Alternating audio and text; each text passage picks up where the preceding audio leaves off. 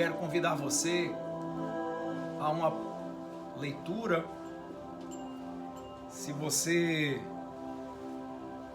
está com a sua Bíblia aí, vamos abri-la. Se não, abra seu aplicativo, relaxe, descanse. Vamos fazer a leitura hoje no livro do profeta Amós. Livro do profeta Amós, capítulo 7, vamos ler os versos de número 7 a 15. Vou repetir para você, tá?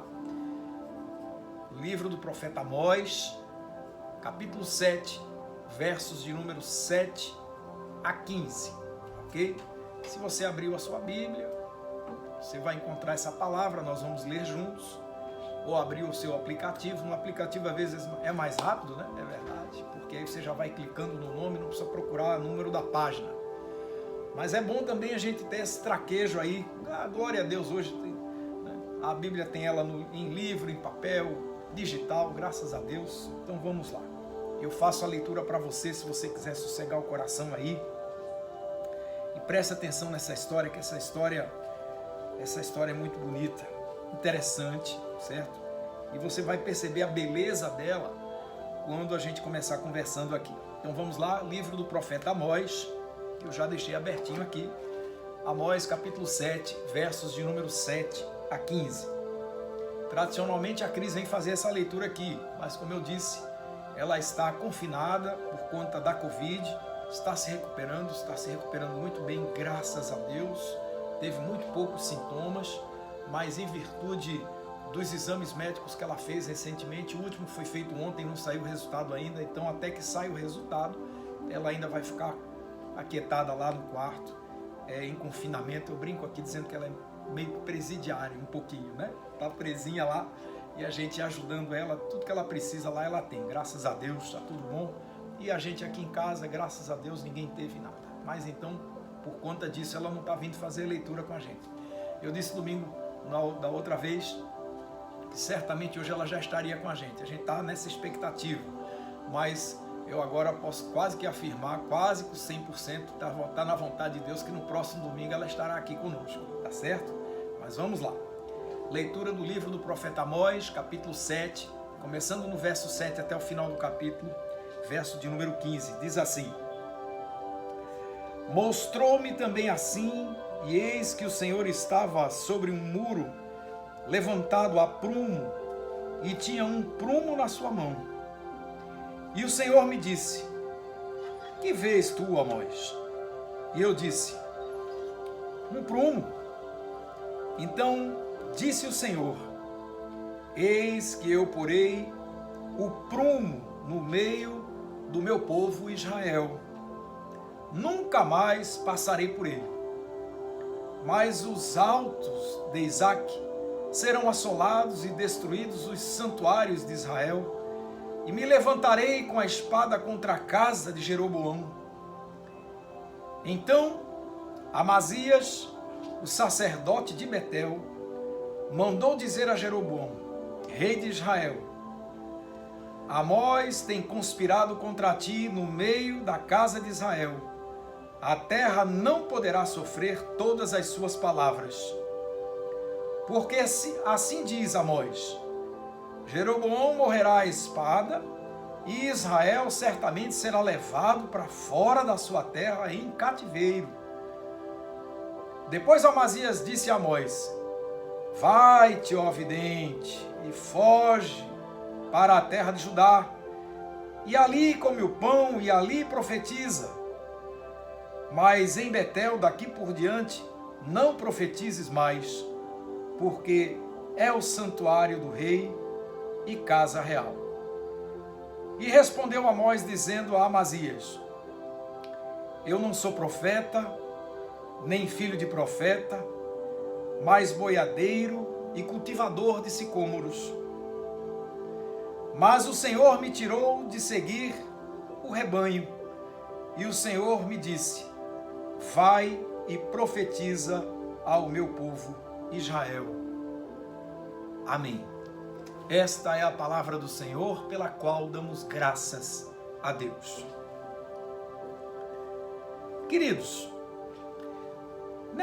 Nesse trecho da leitura tem uma história interessante e tem alguns personagens que é importante a gente colocar aqui. São 3 personagens na essência, certo? Jeroboão, o rei, Amazias, o sacerdote, o sumo sacerdote lá de Betel, e Amós, o profeta. O que acontece? A obrigação do rei, irmãos, era servir ao povo, fazer o seu trabalho como gestor, como um presidente da república faz, num regime presidencial, por exemplo, para usar o nosso sistema aqui. Ok? Nós escolhemos os nossos representantes e qual é a obrigação deles lá? Representar a vontade do povo e não fazer a vontade deles. Porque quando eles fazem a vontade deles, eles estão negando a vontade do povo. Essa era a vontade, esse era o posto do rei Jeroboão. Ele era um administrador alçado ao cargo de rei e ali ele deveria servir a Deus em primeiro lugar, mas não era isso que ele fazia. Como ele era um rei que andava errado, certo? E o Estado tinha os seus sumos sacerdotes, entre eles o sacerdote Amazias, que estava lá em Betel. E aí o que acontece? Quando o ministério profético ele se cala, irmãos, é o que acontece, por exemplo, só para você entender, a obrigação do pastor, a obrigação de um pregador da palavra de Deus, de um padre, de um pastor, de um missionário que está pregando a palavra de Deus em qualquer lugar, a obrigação dele, irmãos, de todos eles, é estar suportado no que essa palavra fala e ir, certo? E se encaminhar para o seu povo e proclamar a verdade que essa palavra diz, e aquela verdade que o Senhor coloca no coração dele, e não a vontade dele para as pessoas. O resultado era aqui o seguinte: havia ali uma simbiose meio macabra entre o rei Jeroboão e o sumo sacerdote Amazias, que por conta da conveniência, às vezes está vivendo muito bem servido pela casa, tá certo? Acontece muitas vezes, tem gente que se acomoda na sua cadeira, certo? No seu posto, certo? No seu cargo eclesiástico e tudo mais. Irmãos, quem colocou ali foi a mão de Deus. E quando a voz profética se cala, sabe o que é que Deus faz? Deus levanta outro para falar. E foi o que aconteceu aqui. Amazias já não falava mais aquilo que Deus requeria dele. Jeroboão já estava andando nos caminhos errados. Aí o que é que Deus faz? Levanta um cara, repara. Não, olha, Amós era um peão, irmãos. Isso é o que me deixa mais... Uma das coisas que me apaixona na palavra de Deus é isso. Às vezes a gente fica pensando que as pessoas que escreveram a Bíblia são só reis, gente estudada, gente que está entendendo nada disso. Amós era um peão. Ele era um boiadeiro, era um aboiador, certo? Desses caras que trabalham em fazenda, nem capataz ele era. Ele era lá, era um boiadeiro, tá certo? E catador de frutas. Era isso que ele fazia para viver.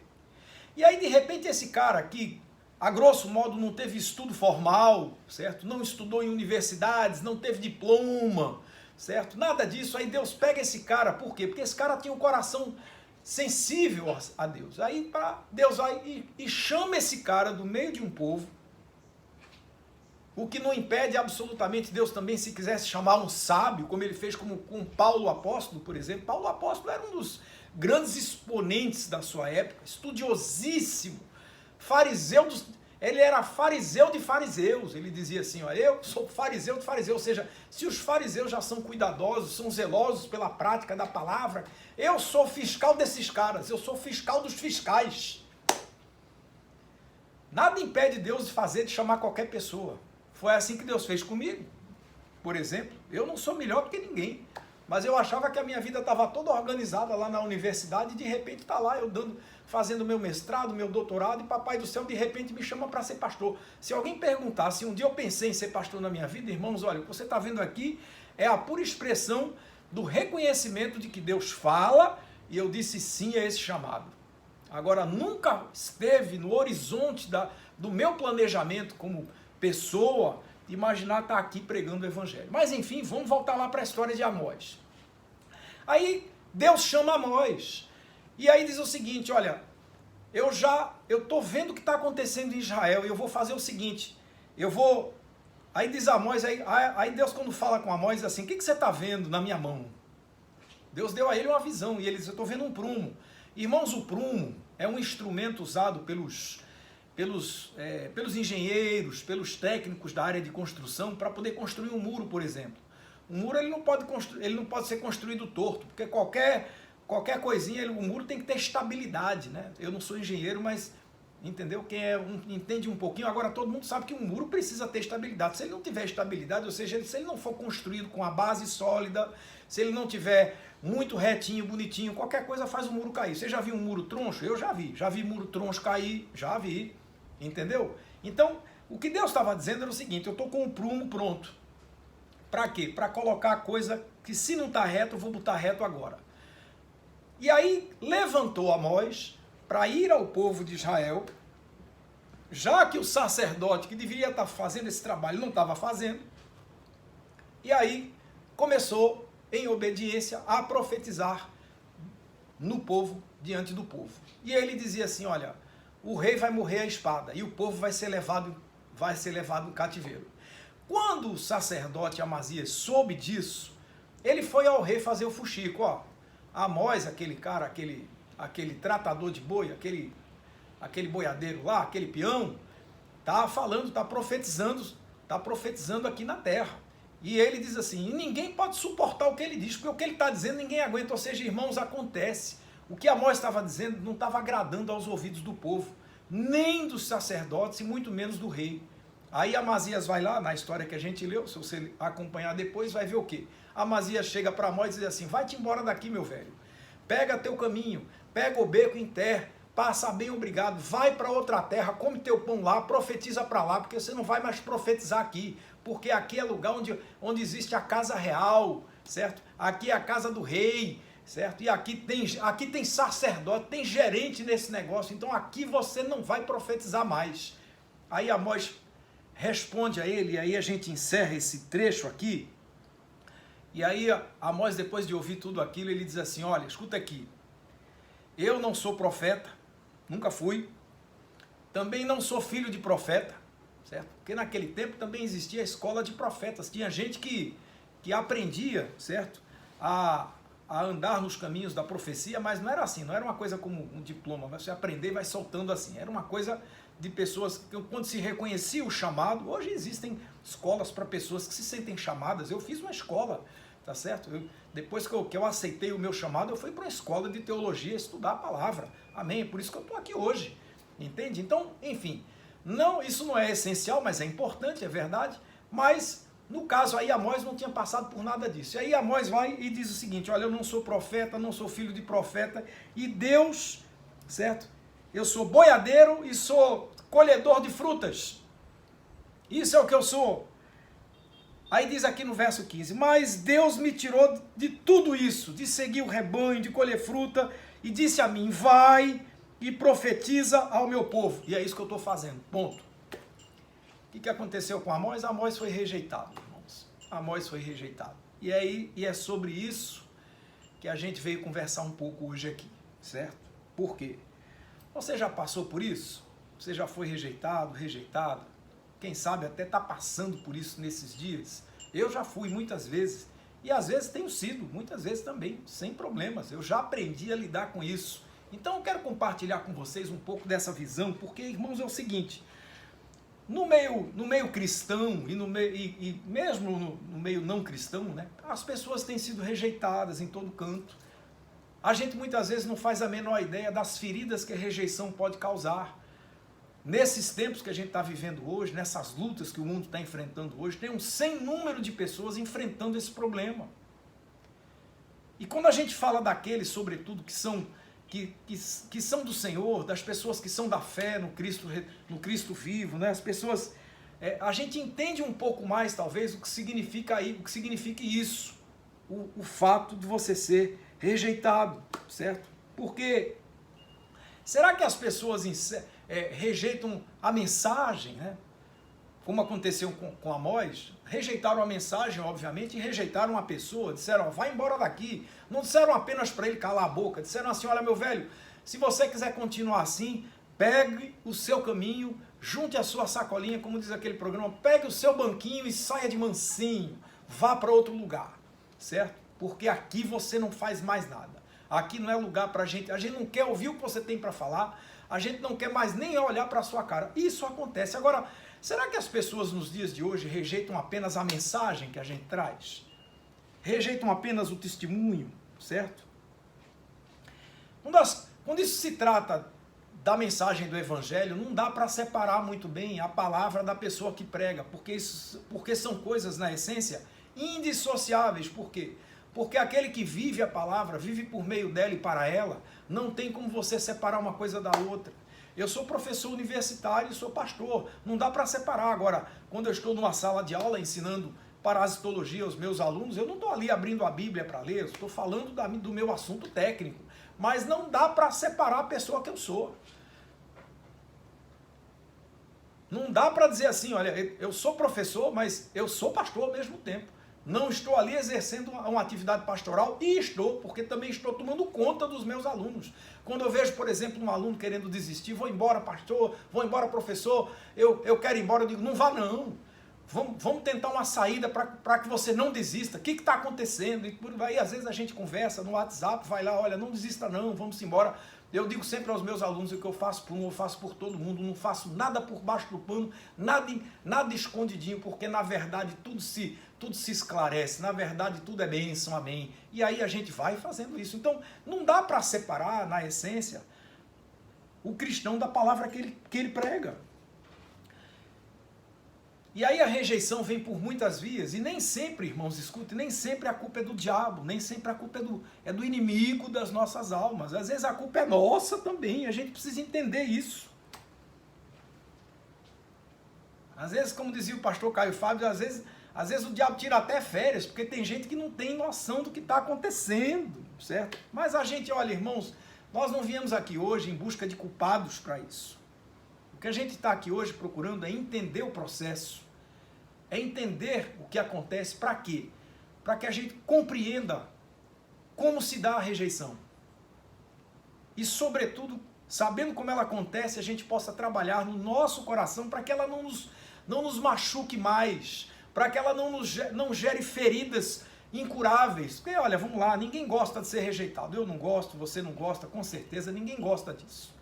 Agora, é verdade que quando de repente você sofre um problema de rejeição por qualquer via, ninguém diz assim, ah, que coisa boa, adorei ser rejeitado. Adorei coisa nenhuma, irmãos, a gente não gosta disso.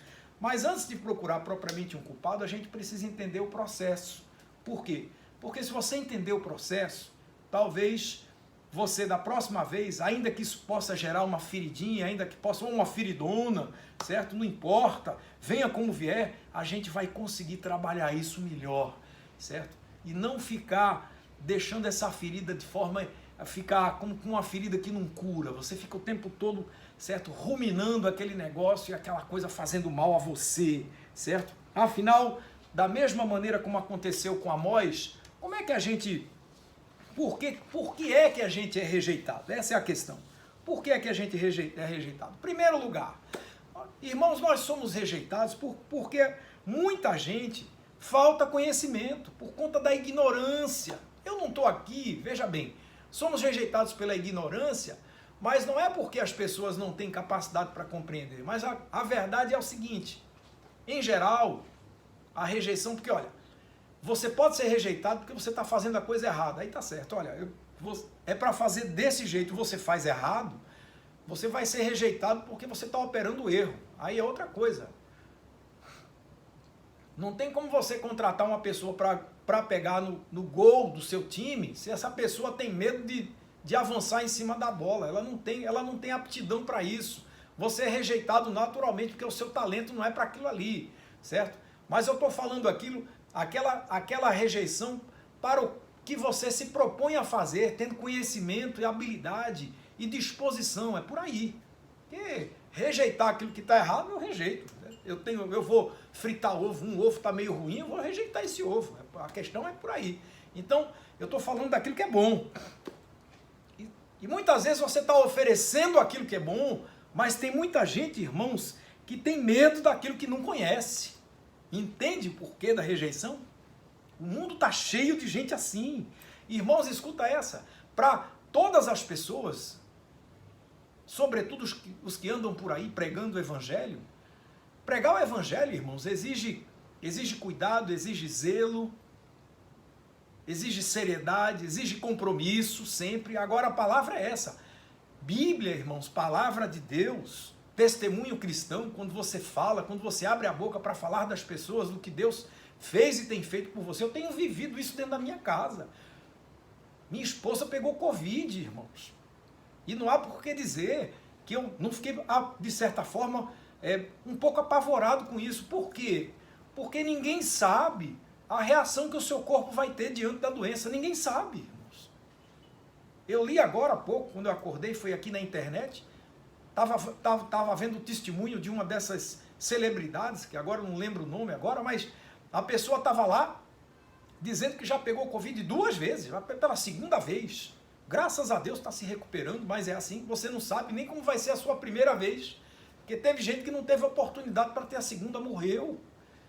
Teve gente que com poucos dias, eu tenho ouvido testemunhos aqui de pessoas amadas, queridas, que perderam parentes, que ao ficarem enfermos não passaram uma semana no hospital e a coisa tudo aconteceu meio que de forma turbinada. E você vendo que a doença passou pelas portas da sua casa e entrou na sua casa e você sem saber como você vai responder a isso, irmãos, dá um medo, dá, não vou dizer não vou mentir, eu não sou hipócrita. Agora eu também da mesma maneira estou vendo a graça, o tamanho da graça de Deus na minha vida. Por quê? Porque aqui em casa, irmãos, minha esposa passou, por exemplo, com muito poucos sintomas e ninguém aqui mais contraiu. É verdade, eu estou vacinado, certo? Os meninos ainda não estão, até a secretária nossa também vacinou, tá certo? Então, veja bem, a graça de Deus vai acontecendo assim. E a gente vai percebendo o quanto de testemunho a gente pode dar às pessoas, é verdade, confie, mas mantenha a sua guarda alta, direitinho, continue tomando seus cuidados, mas palavra de Deus, irmãos, é assim. Ela é sempre um convite à mudança. E tem um mundo de gente que tem medo daquilo que não conhece. Por quê? Porque a palavra de Deus, ela sempre vai balançar os nossos alicerces. Ela vai sempre nos convidar a sair da zona de conforto. A humanidade, irmãos, ela vive num processo diferente. A Bíblia diz assim que Deus oferece pela graça, mas a humanidade vive num outro ritmo. E que ritmo é esse? A humanidade vive naquele negócio do toma lá, dá cá. Isso acontece às vezes até no trabalho, na empresa, por que não dizer às vezes até na igreja, infelizmente isso pode acontecer. Gente que não tem ideia de como as coisas devem acontecer no seio da igreja e acham que as coisas são feitas na base do eu te favoreço aqui, tu me favorece lá, e as coisas com Deus não são assim, porque o favor de Deus é gratuito, o amor de Deus é abundante, o perdão de Deus é franqueado para todo aquele que quer se arrepender sem cobrar absolutamente nada, só precisa de um coração disposto a dizer assim, eis-me aqui, Senhor, amém. E quando você vem com essa notícia, com esse volume da graça e do amor de Deus, isso assusta o povo, irmãos. A verdade é que a luz de Jesus de Nazaré, a luz do Evangelho, irmãos, ela joga a luz, ela ilumina a mediocridade alheia, ilumina a minha mediocridade e a sua, certo? O Evangelho, ele joga a luz na mediocridade do ser humano. E aí, queridos, tem muita gente que não quer ser exposto. Porque tem muita ferida por aí, que tem gente que prefere cultivar a ferida, vê-la ficar curada. É por isso que muitas vezes nós somos rejeitados. Gente que rejeita com todas as forças do seu ser, a simples ideia de que algo precisa mudar. E a gente precisa entender, irmãos, que sobretudo na igreja, sobretudo quando se trata da igreja do Senhor, eu não estou falando aqui da igreja como instituição, mas da igreja de Cristo, certo? De você, da pessoa, certo? Do corpo de Cristo, ou seja, certo? Todos os cristãos, mundo afora, todos compõem uma igreja só, porque um só é o Senhor. Agora a gente precisa entender, irmãos, que para servir a Deus, por exemplo, ou para fazer, né, o nosso melhor, para servir a Deus sem cruz não tem jeito. Evangelho sem cruz, irmãos, é a boa nova do inferno. Evangelho sem mudança é a boa nova do cão. Evangelho onde não tem cura, irmãos, que evangelho é esse? O evangelho é um convite à mudança, o evangelho é um convite a andar para frente, não a retroceder. O evangelho é um convite a uma atitude, sobretudo interior, que vai mexendo com você por dentro e não demora muito, você vai mudar por fora, vai. A gente estava conversando aqui ontem numa reunião que nós fazemos sistematicamente com os homens da igreja. Temos um grupo chamado Homens de Coragem, amém. A gente se reúne e estava conversando exatamente sobre isso. Como a gente tem que buscar as ferramentas certas para nos aproximarmos das pessoas de forma adequada. Para quê? Para não sermos rejeitados. Agora, oferecer o evangelho às pessoas, ou você oferecer o seu melhor às pessoas, saiba disso. Se algo novo você tem para oferecer, saiba disso. As pessoas, muitas delas vão ficar apavoradas com esse novo que você tem para oferecer. Muita gente não quer mudar. E é por isso que nós somos rejeitados. Um segundo aspecto do porquê nós somos rejeitados é pela questão da inconveniência, por causa da nossa inconveniência. Que é isso, pastor? Nós somos inconvenientes? Olha, queridos, vamos lá. A Bíblia nos convida a gente a pregar o evangelho, a gente oferecer sempre o nosso melhor, a tempo, fora de tempo, tá certo? Enfim, esse é o convite. A gente não deve esperar para depois, tá certo? Apareceu a oportunidade, você procura o caminho e aí vai procurando com as melhores ferramentas que você tem para você levar a sua sugestão, levar o seu trabalho, fazer o seu trabalho, comunicar, dar o seu testemunho, enfim, fazendo o seu melhor. Agora a verdade é essa, que muitas vezes a gente não se liga, irmãos, e nós somos inconvenientes. Eu gosto daquele verso que diz lá em Eclesiastes 8,5, diz assim: quem guarda o mandamento não experimentará mal algum, e o coração do sábio discernirá o tempo e o modo. Irmãos, tem um mundo de gente por aí, que está a fim de oferecer o seu melhor, mas não sabe a hora de agir. Não reconhece a hora certa. Muitas vezes você é rejeitada porque você não soube reconhecer o momento certo para agir. A hora certa é importante, irmãos. O modo, certo? O modo, a maneira como Deus age é no tempo certo, irmãos. É no tempo certo. Tudo tem o seu tempo determinado, diz lá em Eclesiastes 3. E há tempo para todo propósito debaixo do céu. Aí você vai lá para o verso 7, ele começa assim. Esse é o verso 1. Eclesiastes 3:1. Tudo tem o seu tempo determinado e há tempo para todo propósito debaixo do céu. Ou seja, é o que a gente vive ouvindo dos lábios das nossas mamães e papais, e vovôs e vovós, ou seja, tudo tem seu tempo. Tudo tem seu tempo. Aí você vai lá para o verso 7 e diz assim: tempo de rasgar e tempo de costurar, tempo de estar calado e tempo de falar. Irmãos, tem o tempo certo para você unir as bordas. Ah, mas eu estou fazendo tudo isso para unir. Pois é, eu não tenho nenhuma dúvida. Mas tem a hora de você abrir a boca e tem a hora de ficar calado. E você tem que reconhecer a hora certa. Muitas vezes nós somos rejeitados porque a gente não sabe a hora adequada para agir. E não só por isso, às vezes a gente escolhe até a hora certa. Mas sabe onde a gente peca? E o erro é nosso. A gente não sabe o jeito de agir. A gente abre a boca da forma errada, fala o que não devia falar. Irmãos, o modo que agrada a Deus, o jeito, ou seja, você pode até ter agido na hora certa, mas foi tudo do jeito errado. E o que você precisa fazer? Você precisa fazer na hora certa e do jeito certo. Como diz o nosso querido Dom Alexandre Ximenes, parafraseando, o jeito certo na hora errada é tão desastroso quanto o jeito errado na hora certa. O que precisa ser? Do jeito certo, na hora certa. A maneira como as coisas devem acontecer, e aí é por isso que nós precisamos de sabedoria, e olha que coisa linda, eu gosto quando a Bíblia diz assim, que aquele que estiver com falta de sabedoria, peça a Deus, que Deus dará gratuitamente, e não vai jogar na sua cara, olha que coisa linda. Eu vivo pedindo isso a Deus: Senhor, vem cá, me enche de uma sabedoria que eu sei que eu não tenho, para que as nossas atitudes sejam aquilo que estejam firmadas na vontade de Deus, ou seja, naquilo que prospera, naquilo que dá fruto, naquilo que traz paz. Muitas vezes nós somos rejeitados porque a gente não sabe agir na hora certa, do jeito certo.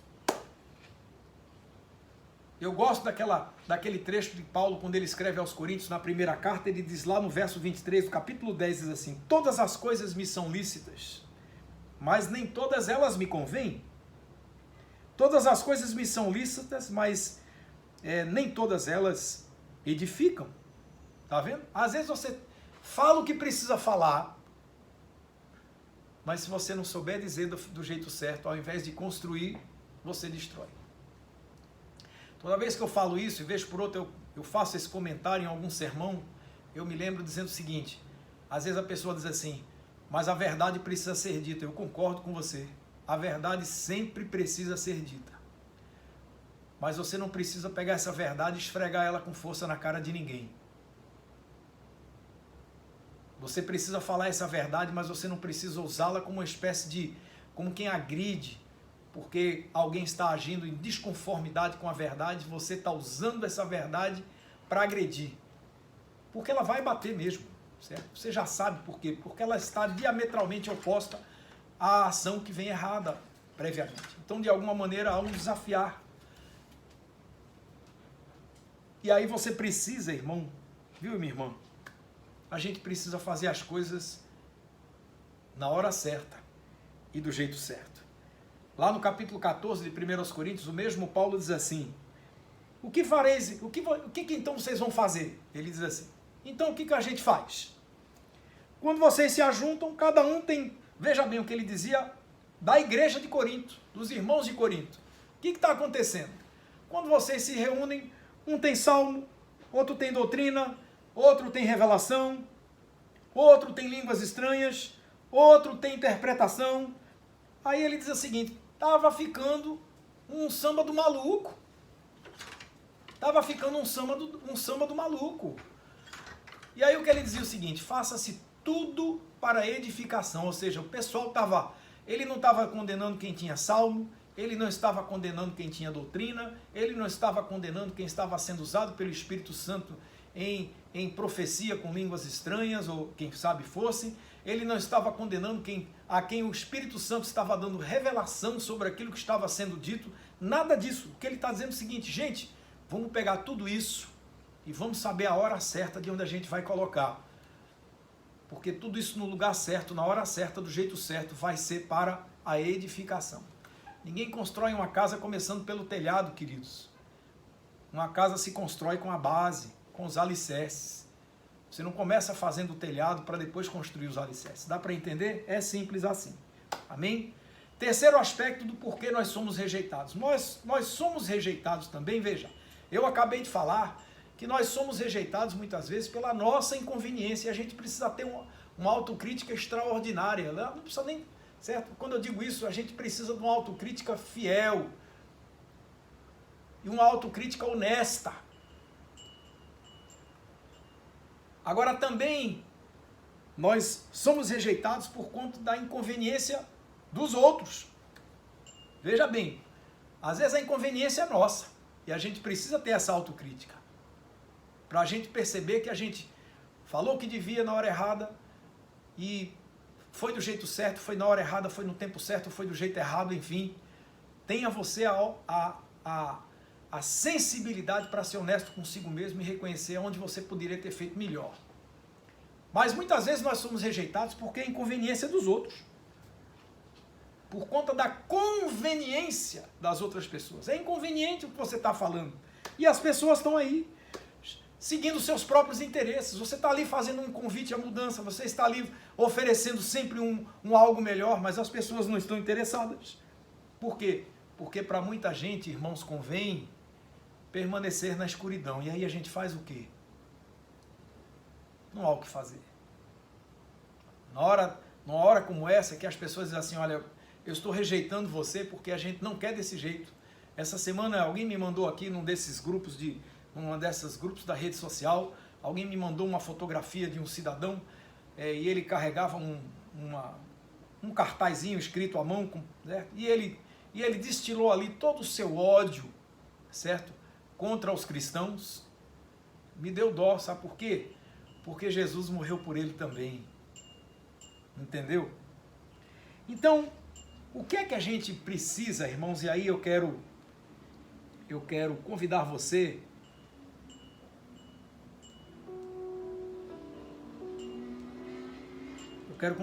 a uma reflexão.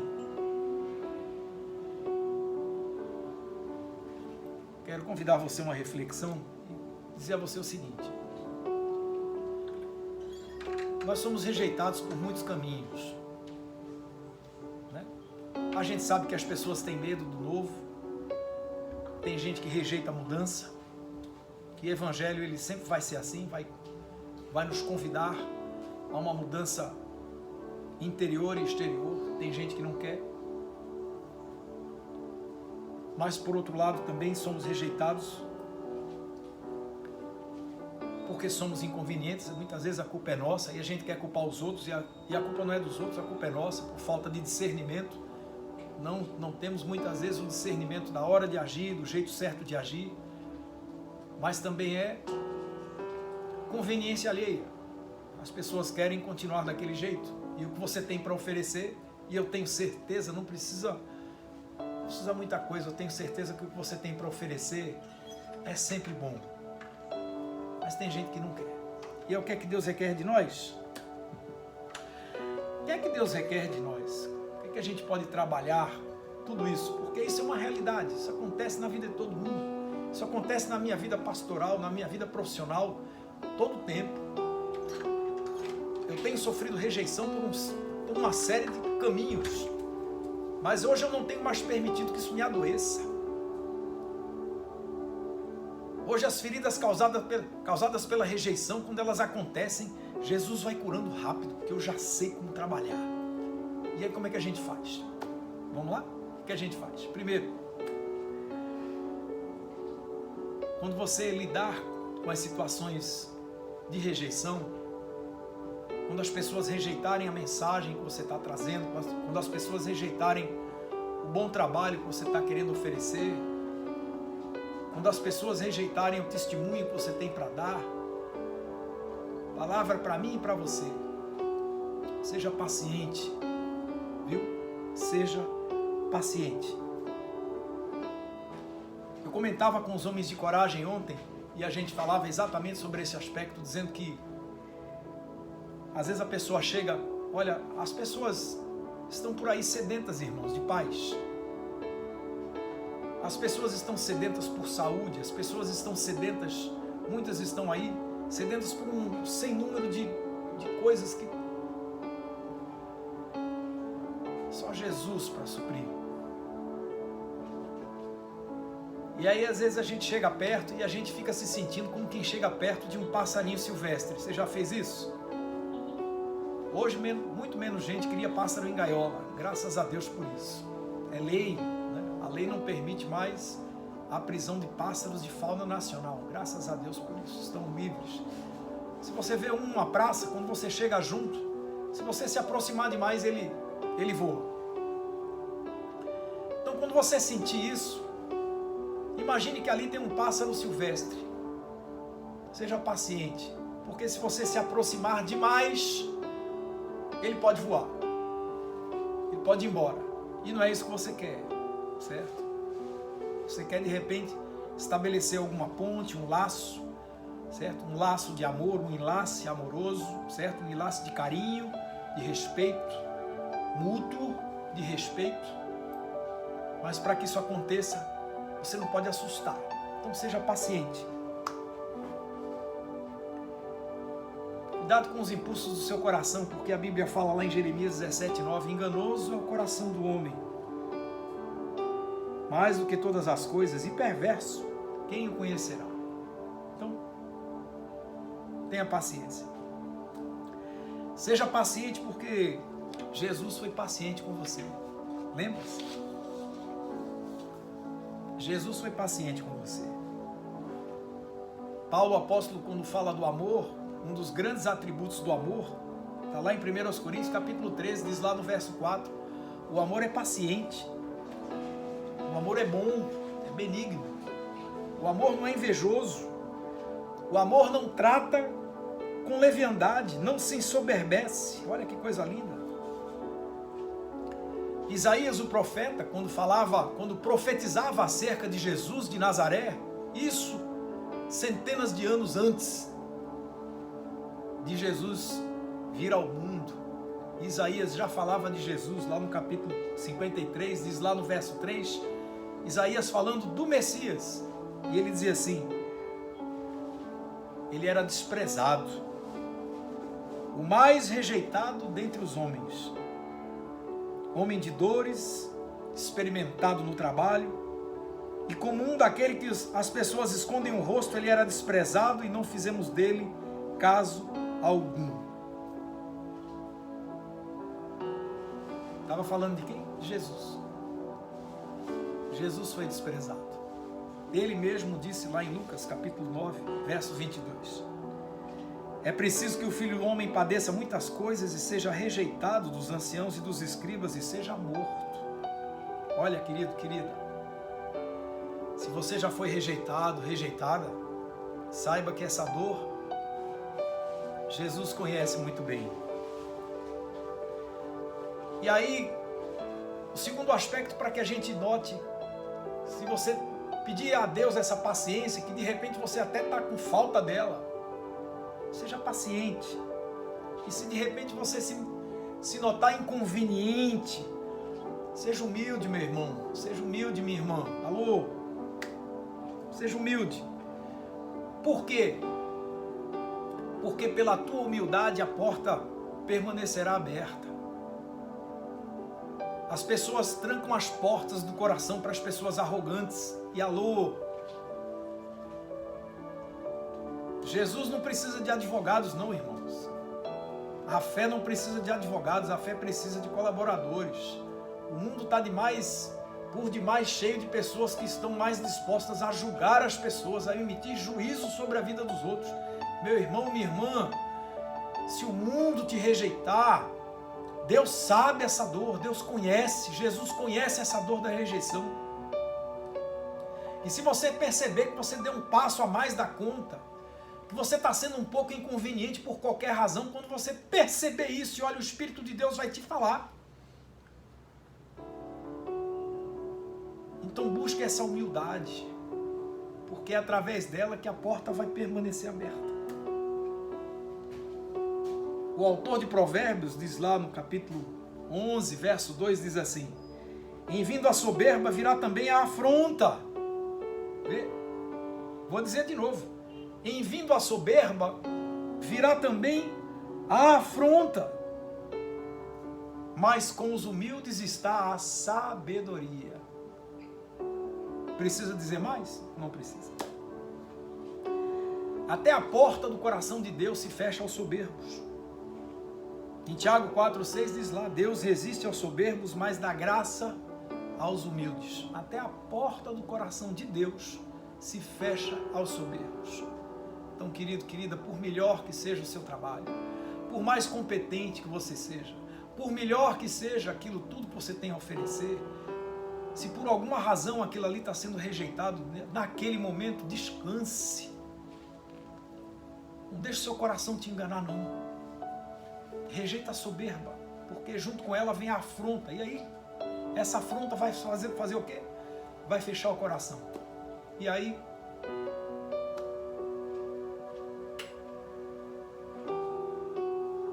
a humildade é uma grande virtude. Ela precisa ser embalada por Deus, por amor. 1 Coríntios 13, volto lá, verso 5 diz assim, ó: o amor não se comporta inconvenientemente, não busca os seus interesses, não se irrita e não desconfia. Dá para entender? É por aí. Provérbios 15, 33 diz assim: o temor do Senhor é a instrução da sabedoria, e precedendo a honra vai a humildade. Sabe quem vai honrar você? Deus te honrará. Amém? Deus honrará a sua paciência. Deus honrará a tua humildade. É Ele quem vai te honrar. Então seja paciente, porque o teu galardão já está garantido. Você só precisa reconhecer. E quando você for rejeitado, rejeitada por aqueles que amam mais ao mundo do que amam a Deus, certo? Quando você for rejeitado, rejeitada por aqueles que amam mais as trevas do que a luz, e se você perceber que isso está acontecendo, sabe o que você faz? Você, tempo de calar, você se retira dali num silêncio devocional, entende? Não adianta ficar lutando contra qualquer argumento que as pessoas não querem mais ouvir. Então você guarda o seu silêncio no amor do Senhor e se retira humildemente e de forma devocional, dizendo aí no seu coração: o Senhor vai cuidar de tudo isso. E aí você segue orando por quem rejeitou você. Meu irmão, minha irmã, o teu trabalho, o teu testemunho, o evangelho que você prega, não é mercadoria oferecida em final de feira, não. Não é fruta que está quase apodrecendo, que a turma está sacudindo por qualquer coisa, vai jogar fora. E para não jogar fora, está jogando no colo de qualquer um, não. Você está oferecendo o melhor. E eu sei disso. Deus sabe também. O que você tem para oferecer é pérola preciosa, que o Evangelho diz. O próprio Jesus disse lá em Mateus 13, que o reino de Deus é como aquele homem que achou uma pérola valiosa. E quando encontrou essa pérola, ele vendeu tudo quanto tinha e a vendeu. Talvez as pessoas não estejam percebendo o valor da pérola que você esteja oferecendo, mas tenha paciência. Sossegue, seja humilde. E confie que você lançou a boa semente. E lembre-se do que a palavra já disse a você. Jesus disse assim: eu sou a videira verdadeira e meu pai é o agricultor. Deixa que Deus prepara a terrinha. Ele vai afofar tudo bonitinho lá para a semente pegar. Não é com você. Às vezes você está ali e foi chamado para lançar a semente. Então um planta, outro rega, outro colhe. Às vezes quem vai colher nem é você. Já percebeu como você foi aquele que colheu algo que alguém plantou antes de você? É assim que a coisa acontece. Amém? Quem não busca a Deus de todo o coração, irmãos, não é porque não consegue enxergar a Deus, não é porque não possa encontrá-lo, apenas não consegue enxergá-lo ainda, apenas não vê. Então creia que o que você está oferecendo, que pode ser a melhor coisa do mundo, eu tenho certeza que é. Se as pessoas rejeitaram, haverá o tempo bom e Deus honrará você. Tudo se revelará no tempo certo. Seja paciente, seja humilde e confie em Deus. Confie no Senhor da obra. Amém? Vamos orar? Se você já passou por isso,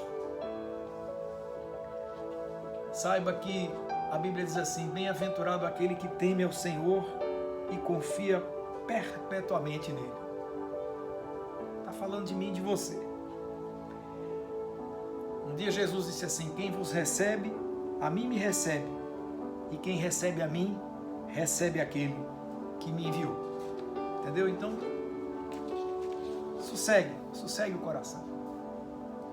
Todas as vezes que o mundo rejeitar você, não deixe que isso crie nenhuma raiz de amargura no seu coração.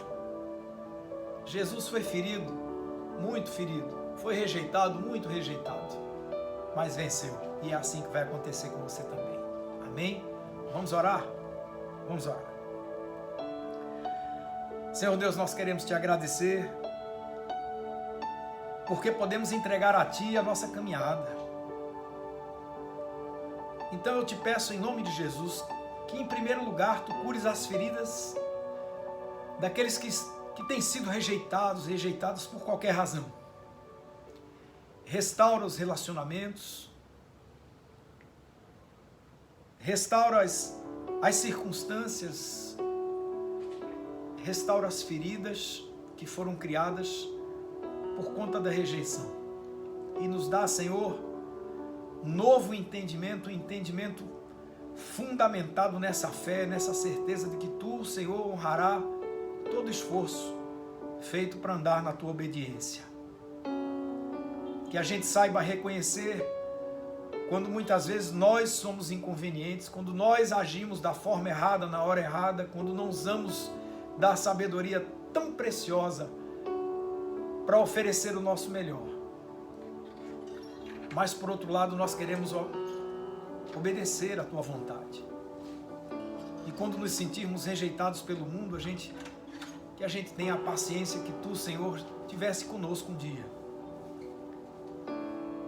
E quando essa paciência nos faltar, que sobre humildade para a gente se calar, para manter a porta aberta do coração, para que no tempo certo, essa semente que foi lançada, ela possa germinar, criar raízes e lá na frente dar bom fruto, como diz a Tua palavra, fruto que permanece, fruto que abençoa. Portanto, vem conosco, nos ajuda e assopra sobre essa humanidade um sopro de sabedoria para que a rejeição não magoe mais ninguém, para que as pessoas entendam que é na boa vontade, é no amor que as coisas se constroem, que a gente encontre o tempo bom e o jeito certo para tudo isso e possamos desfrutar de dias muito melhores desde agora por diante.